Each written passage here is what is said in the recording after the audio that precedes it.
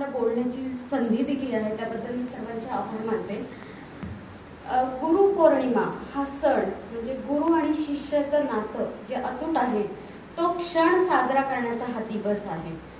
आणि आपल्याला हा सण साजरा कारण आपण भारतासारख्या अतिशय सांस्कृतिक वारसा असलेल्या देशामध्ये जन्म घेतलेला आहे, तर आपल्याला हा सण साजरा करण्याची संधी मिळत आहे. आणि त्याचबरोबर आपल्याला आपले गुरु लाभले आहेत आपल्या घरामध्ये. सगळ्यांचे सर्वात पहिले गुरु असतात आपले आई वडील, त्यानंतर आपले शिक्षक आणि इतर बरीच लोक. मग त्या बऱ्याच लोकांमध्ये अगदी लहान मुलं पण असतात आणि ही लहान मुलं पण त्यांच्या निरागसतेमधून कधी ना कधीतरी तुम्हाला काही ना काहीतरी शिकवून जातातच. त्यामुळे आपण असं म्हणू शकत नाही की हाच माझा गुरु आहे. प्रत्येक वयाच्या टप्प्यावरती प्रत्येक तुम्हाला जेव्हा जेव्हा संधी मिळेल त्यावेळेला वेगवेगळ्या रूपात गुरु तुम्हाला येऊन भेटलेला असतो.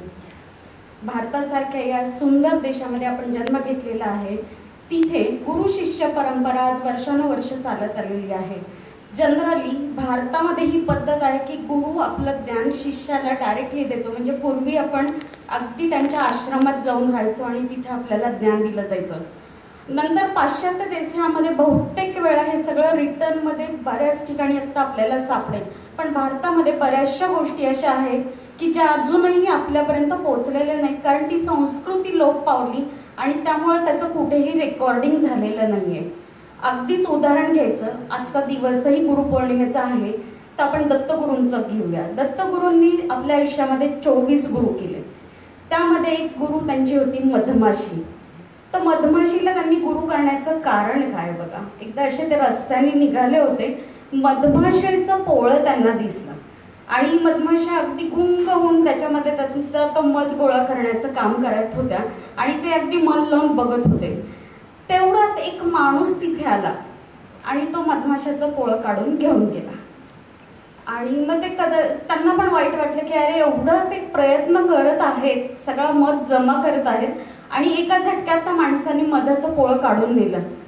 मग आता काय, तर त्याच्यातनं त्या मधमाशीनं त्यांना एक तिथं संदेश मिळाला की जो आपल्या सर्वांसाठी पण आहे. आणि त्यांनी गुरु म्हणून त्यांना तर तो मिळालाच मिळाला, पण आपण पण घेणं गरजेचं आहे की कधीही कुठल्याही गोष्टीचा प्रमाणाच्या बाहेर साठा करू नका.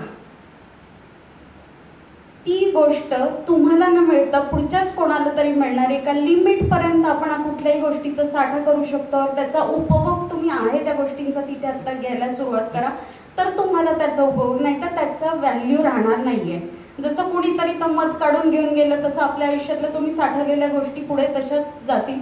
त्यामुळे आहे ते क्षण उपभोगायला शिका. ही त्यांची शिकवणूक त्यामध्ये गुरु शिष्य परंपरेतून आपल्याला ती दिसतेच आहे. आणि नंतरची महत्त्वाची गोष्ट म्हणजे मी इथे एज्युस्किलमध्ये मला जी शिकवण्याचा चान्स दिलेला आहे त्याबद्दल तर मी सर्वांचे सर्वप्रथम आभार मानतेच. आणि मी ॲज अ HR कन्सल्टंट आम्हाला बाहेर जेव्हा फिरतो मार्केटमध्ये तेव्हा हे माहीत असतं की सगळं कौशल्याची सध्या गरज आहे. स्किल्ड लोक पाहिजे आहेत मार्केटमध्ये. जी कमतरता, जो गॅप, जी मध्ये आता जी दरी निर्माण होती की मार्केट मध्ये जे पाहिजे आणि जे पुरवलं जातं याच्यामध्ये खूप मोठी दरी आहे. जसं आपण म्हणतो मागणी आणि पुरवठ्याचा गॅप, तसा गॅप आत्ता आहे. त्याला कारण आहे स्किल्ड लोक नाही आहेत. आणि हे स्किल्ड लोकांचं जे म्हणजे फ्युचर हे विचार करण्याचं होतं ते संगीत सरांनी आधीच केलेलं आहे आणि त्याच्यामुळे ही संस्था चालू झालेली आहे की ही दरी भरून करायचं काम ते करत आहेत. आणि त्याचा जो वसा त्यांनी घेतला आहे तर मी त्यांना म्हणजे म्हणेन की हा पुढे कंटिन्यू असं चालत राहावा आणि तुम्हाला तुमच्या या कार्यामध्ये उत्तुंग यश मिळेल. धन्यवाद.